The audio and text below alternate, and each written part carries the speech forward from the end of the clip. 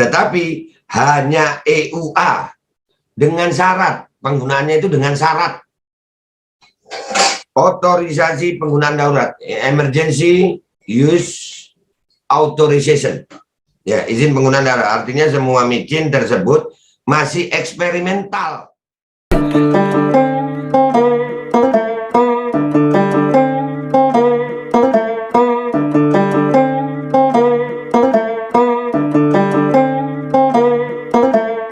Takkan tunduk pada lawan, ciptakan sebuah kedamaian, pinggirkan yang menghalangkan, perlu kesadaran bila ingin perubahan. Takkan tunduk pada lawan, ciptakan sebuah kedamaian, pinggirkan yang menghalangkan, perlu kesadaran bila ingin perubahan. Takkan tunduk pada lawan, ciptakan sebuah kedamaian, pinggirkan yang menghalangkan, perlu kesadaran bila ingin perubahan. Takkan tunduk pada lawan, ciptakan sebuah kedamaian, pinggirkan yang menghalangkan, perlu kesadaran bila ingin perubahan.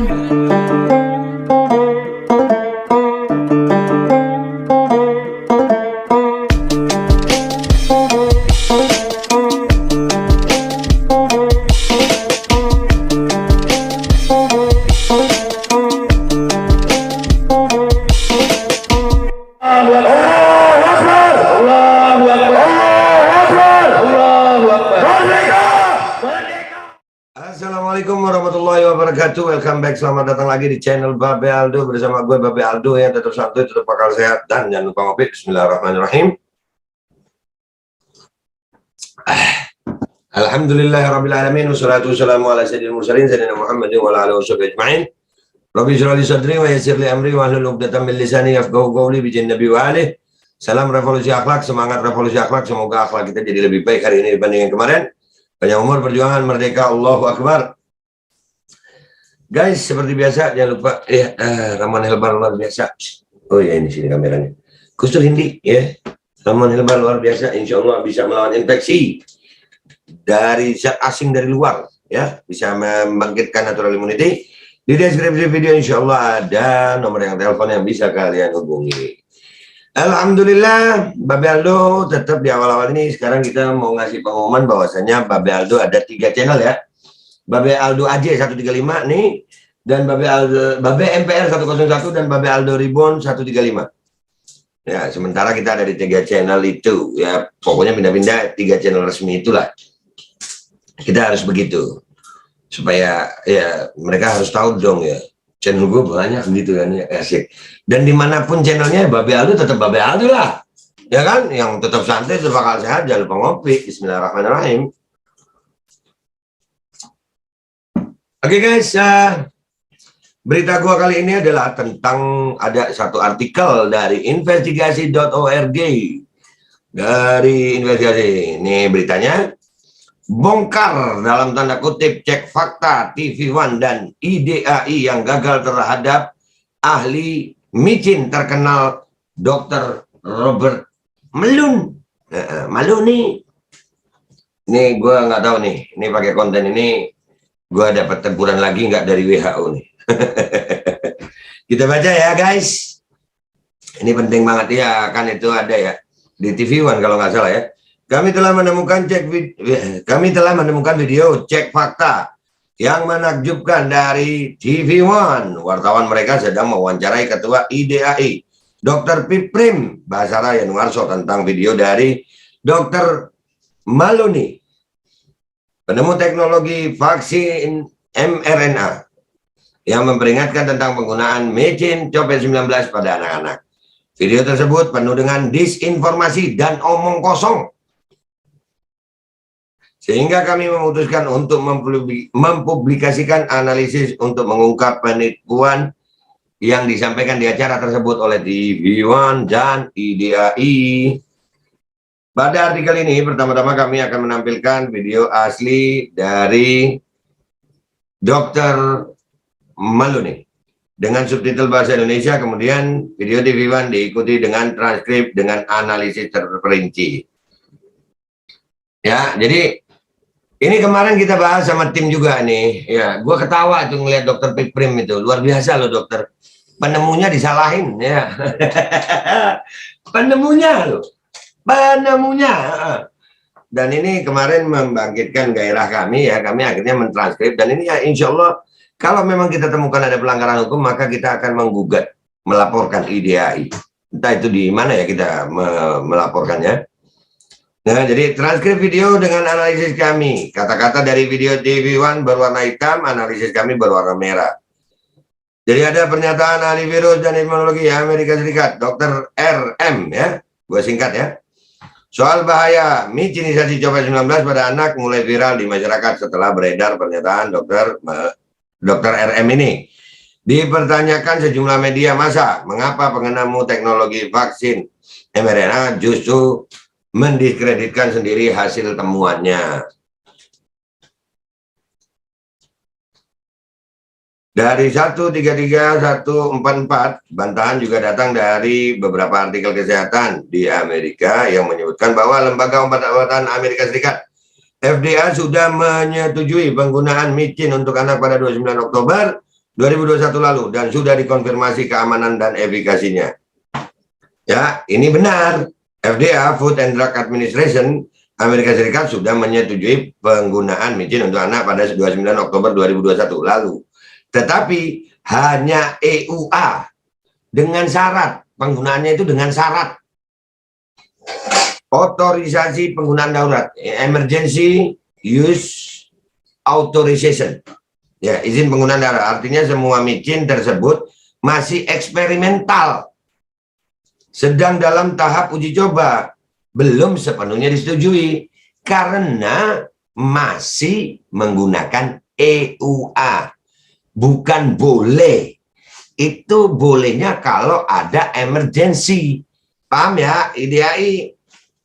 Aduh, gimana ya IDAI, masa kagak paham ya? Ini untuk anak-anak Indonesia loh, IDAI.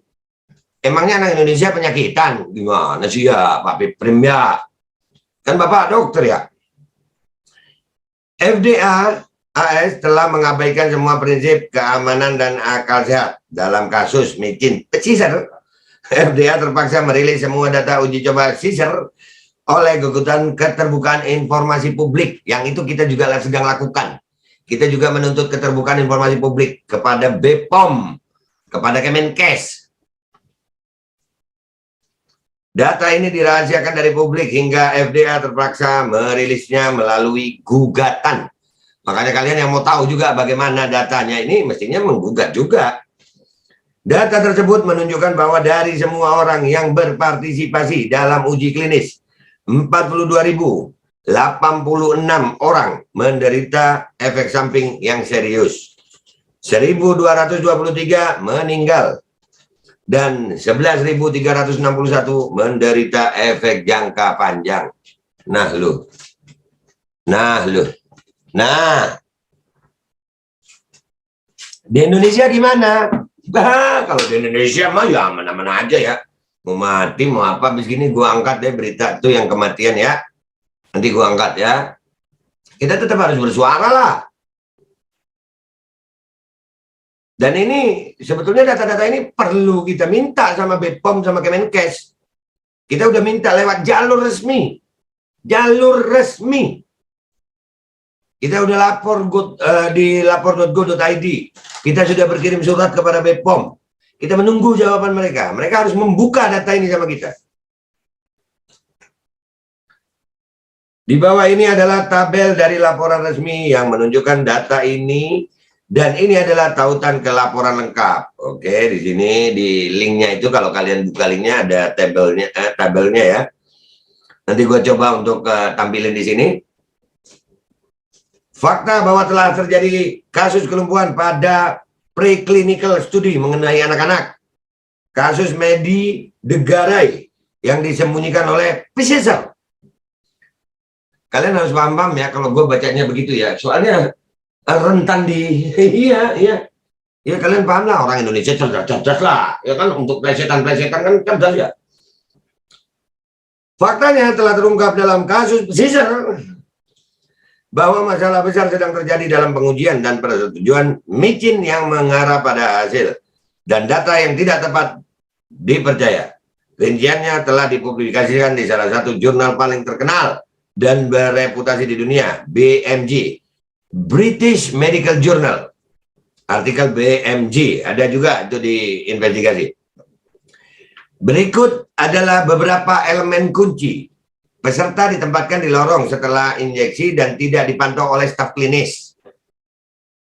Kurang tepat waktu tindak lanjut pasien yang mengalami efek samping. Protokol penyimpangan tidak dilaporkan. Micin tidak disimpan pada suhu yang tepat. Spesimen laboratorium salah label. Lu ngopi lu. Apalagi di Indonesia lo ya, sampai datang ke rumah-rumah gitu. Itu bawaannya pakai apa? Higienisnya itu sesuai SOP micin nggak tuh? Ini buat aparat kepolisian jangan dong Pak ya, kesian rakyat ya Pak. Bapak mah nggak sayang sama rakyat ya? Sayang kan ya Pak ya? Penargetan dan intimidasi staf yang melaporkan jenis masalah ini. Nah, tuh ada juga. Ayolah, ini konten gua buat biar masyarakat sadar gitu ya. Yang hitam ini kalimatnya dari TV One dan IDI ya. 145 sampai 204. Dr. Robert Wallace, Dr. RM adalah ahli virus dan imunologi Amerika. Karyanya berfokus pada teknologi mRNA, obat-obatan dan penelitian penggunaan kembali obat. Selama pandemi ini, ia telah dikritik karena mempromosikan informasi yang dianggap salah tentang keamanan dan efektivitas micin copet. Ya, itu kata TV One. Ini dijawab sama kita jawab nih, karena kita juga belajar. TV One sama IDI nggak bisa sembarangan. Nggak semua orang Indonesia itu nggak mau belajar, ada yang mau belajar. Kami telah menemukan banyak artikel yang mencoba mendiskreditkan Dr. RM. Sebab sama seperti media-media di Indonesia, tentang apapun yang berhubungan dengan keamanan micin, semuanya hanya berupa narasi, tanpa data, studi, atau bukti lain yang bisa diverifikasi. Ya, termasuk yang diomongkan Pak Pripin itu, mana? Dan kita kan lagi nunggu nih 14 hari nih. Mudah-mudahan nih, jangan sampai nih IDI kita datangin yuk ya, minta kejelasan ya. Atau gimana ya IDI ini ya? Itu Pak Pripim ngomong pakai data nggak ya? Dr. RM adalah salah satu ilmuwan pengembang micin yang paling banyak diambil referensinya atas publikasi-publikasinya. Lebih dari 12.000 karyanya Dr. RM ini. Disalahin sama si Pak Pripim IDI. Seperti yang ditemukan di sini. Paten-paten dan publikasi original Dr. RM mengenai mRNA menghiasi dunia pengembangan micin itu sendiri. Apa yang disebut fact check ini didanai secara langsung dan tidak langsung oleh industri farmasi dan semuanya menggunakan pola yang sama. Ya fact checknya dari mereka ya, yang nggak sama mereka dibilang hoax ya.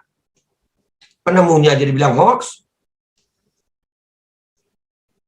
Aksi pendiskreditan oleh Atlantic.com telah terbantahkan karena factchecker.org yang digunakan didanai oleh para pelaku industri kesehatan. Ya fact-checkernya didanai mereka. Ya pokoknya micin baik dah. Gue mau ngopi dulu deh ya. Ini micin gue nih, kopi nggak diinjus tapi diminum. Bismillahirrahmanirrahim. Micin. Narasi ditulis agar tampak benar bagi orang awam, tetapi tidak pernah menyertakan bukti data apapun. Sama halnya dalam kasus ini. TV One membuat klaim tentang Dr. RM tanpa bukti. Jadi masalah safety untuk micin ini ya, saya kira tidak sembarangan sebuah negara atau bahkan banyak negara mengeluarkan izin untuk beredarnya micinisasi. Beredarnya micin ya untuk program micinisasi massal di negaranya ya. Ini dari menit 249 sampai 314. Di menit 315 dan sampai 332. Dan micin-micin ini kan bukan hal yang baru, sudah 200 tahunan lebih. Ya, micin-micin itu mulai dari yang cacar ya, yang ditulis pertama hingga micin-micin dengan platform yang baru yang sekarang ini. Nah, kita jawab nih ya pernyataannya si Pripim nih.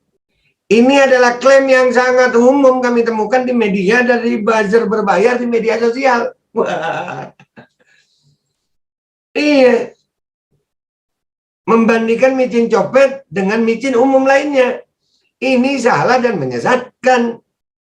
Micin-micin lain itu terbukti aman dan efektif dan memiliki persetujuan penuh. Semua micin copet bersifat eksperimental dan tidak memiliki persetujuan penuh. Ini di poin pertama. Artinya belum bisa digunakan full karena harus bersyarat dengan EUA, Emergency Use Authorization. Itu micin bisa dipakai kalau emergency. Kalau nggak emergency atau nggak darurat, nggak boleh. Artinya mereka pun itu masih belum full penelitiannya. Masih uji coba. Begitu. Nih, menit 3.32 sampai 4.11. Dan safety-nya itu melalui banyak sekali penelitian-penelitian ya. Mulai dari uji coba ke hewan, kemudian relawan dewasa, kemudian ke populasi dewasa, baru anak remaja, dan kemudian anak kecil. Jadi saya kira seandainya ada sesuatu yang membahayakan, itu pasti sudah ditarik ya. Di banyak negara ada beberapa micin yang ditarik dari peredarannya karena ada efek samping yang dirasakan memang berbahaya.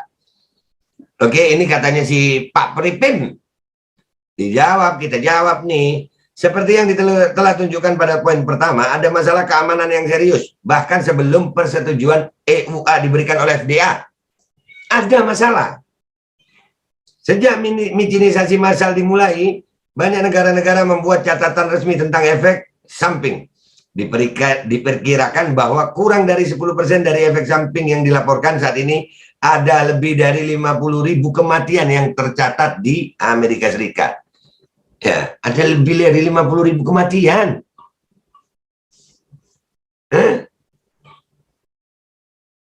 Amerika Serikat, Uni Eropa, dan Inggris yang menunjukkan lebih dari 500.000 orang telah terbunuh oleh micin di sana. Kami telah melaporkan data resmi dari Amerika Serikat, UE, UE itu Inggris ya, UE itu apa ya? Uni Eropa. Oh iya, uang ya enak. Dan Inggris ya, itu ada artikelnya juga di situ.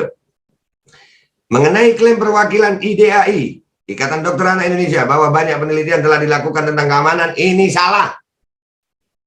Sebaliknya, banyak penelitian telah dilakukan tentang bahaya dari micin copet dan semuanya diabaikan oleh pembuat micin dan FDA. Beberapa contoh: resiko mengembangkan sindrom koroner akut, ACS, penyakit jantung, meningkat secara signifikan pada pasien setelah menerima micin mRNA copet 19.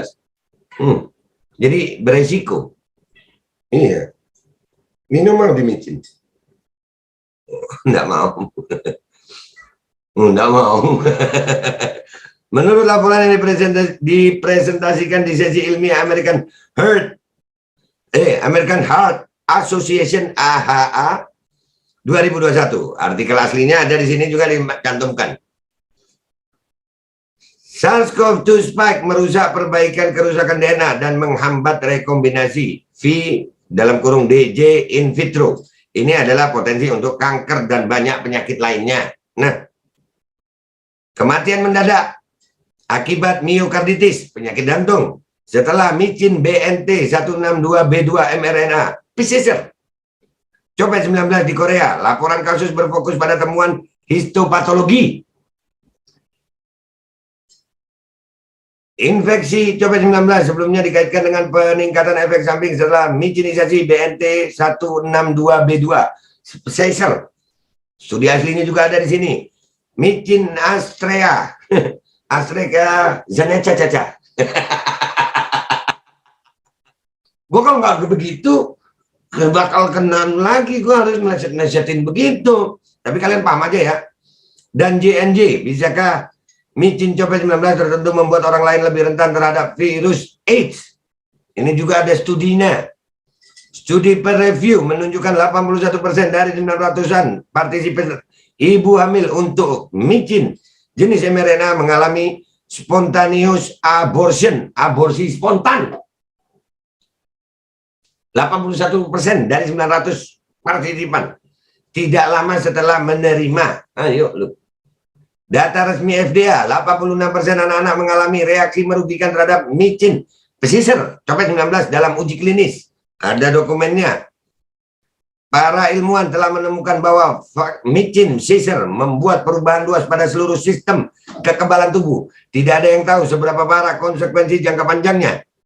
Jangka panjangnya belum tahu ya. Yang jangka pendek, jangka menengah yang udah kelihatan.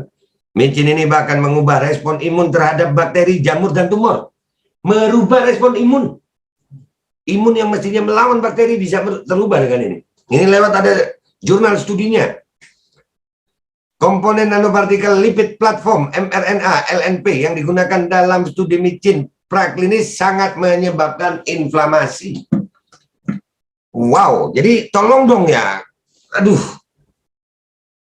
Ini mudah-mudahan dilihat sama para aparat juga ya, Pak Polisi lihat ini. Ya, Pak TNI. Pak, nggak sembarangan, Pak, micin, Pak. Ya Allah, begini. Ini dengan data dan fakta, Pak. Ini IDAI ngomong dengan asumsi ngomong begitu sama TV One.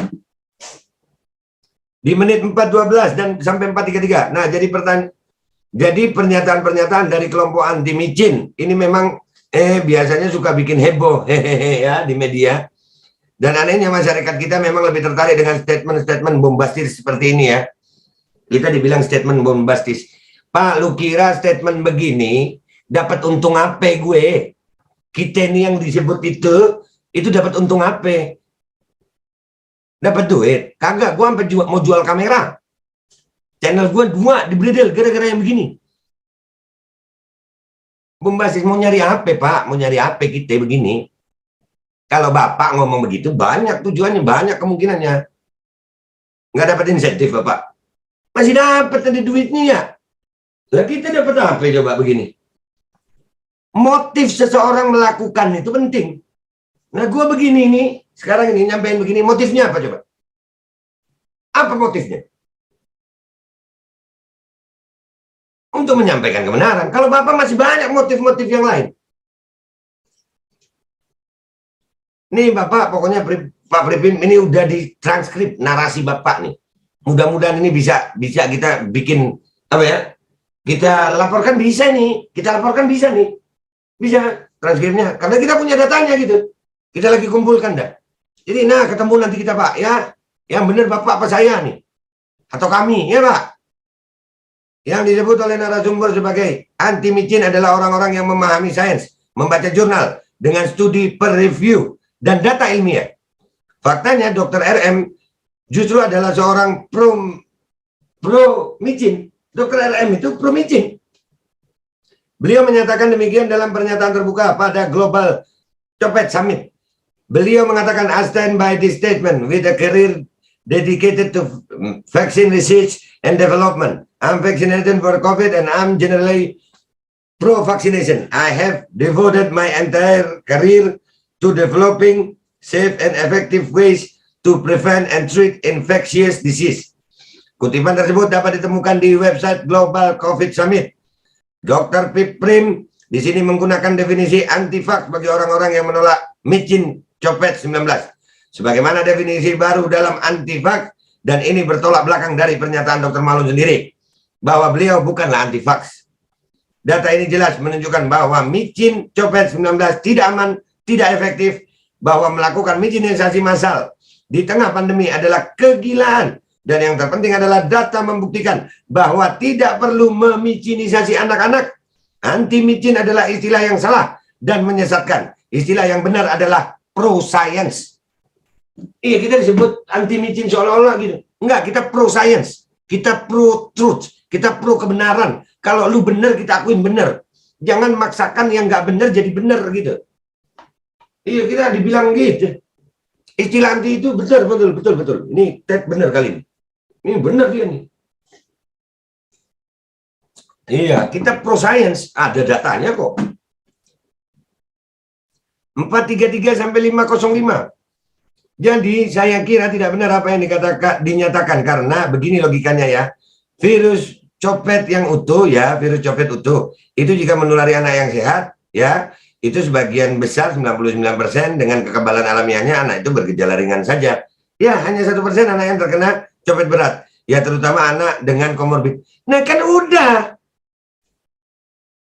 Ini klaim, mana data lengkapnya? Tetapi sebenarnya sesuai dengan data yang kami miliki. Kurang dari 1% anak-anak yang terkena dampak serius copet 19 dan hampir hanya anak-anak dengan penyakit penyerta yang ekstrim, komorbid ekstrim. Studi dari jurnal Nature menunjukkan bahwa hanya 0,008% Indeks fatality rate dari kasus COVID-19 kepada anak-anak. Dan itu pun disertai komorbid, obesitas, kardiak, dan gangguan saraf. Jadi benar aja itu ya. Tapi tidak dengan data. Artinya, dengan yang begitu, masa harus dipaksa micin? Risiko terendah dia mati pada anak-anak berusia 5-11 tahun tanpa penyakit penyerta. Dalam kelompok ini, tingkat masuk IGD adalah 0,2 per 10.000. Dan kasus kematian tidak dapat dihitung karena tidak adanya kasus. Nah, jadi jika IDAI tahu bahwa anak normal yang sehat tidak terpengaruh, lalu mengapa memvaksinasi mereka? Kenapa IDAI? Udah ya, kalian mau lihat lengkapnya, itu nanti linknya gue cantumin di bawah, di investigasi.org, ya di situ kalian juga bisa belajar. Ayo cerdas Indonesia. Dan ini buat IDAI, Dr. Pripim, bersiaplah Pak. Kami mau minta jelas dari Anda. Kami akan mensopasi IDAI masalah pernyataan ini. Kalau enggak, ya kami akan melaporkan Bapak. Yang benar. Kami minta semua pernyataan Bapak. Pernyataan Bapak di sini sudah kami transkrip minute by minute. Words by words, kata per kata, kalimat per kalimat. Jadi Bapak siap-siap. Kami sedang menyusunnya ini Pak. Siap-siap kami akan segera mensomasi Bapak. Dan IDAI. Bapak kan dokter, sains. Ya, kita ngomong by science, Pak. Jadi begitu aja ya, guys. Dan buat rakyat Indonesia yang cerdas, share video ini. Share. Mudah-mudahan bisa mencerdaskan kehidupan bangsa Indonesia. Jangan paksa micin buat anak-anak. No, IDAI aja mengakui. Tapi kenapa masih maksa? Heran gue. Sampai kadang-kadang videonya gue lihat, ya Allah. Sampai sebegitunya. Oke, itu aja dari gue. Ketemu di konten gue berikutnya. Gue minta maaf kalau ada salah. Wabillahi taufiq wal hidayah. Wassalamualaikum warahmatullahi wabarakatuh.